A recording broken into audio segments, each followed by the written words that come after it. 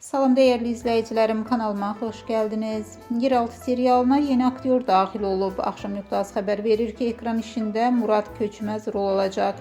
O 11-ci bölümdən etibarən Yeraltıda Cengiz obrazını canlandıracaq. Qeyd edək ki, serialda başrolları Devrim Özkan, Uraz Qayğılaroğlu və Deniz Can Aktaş paylaşır.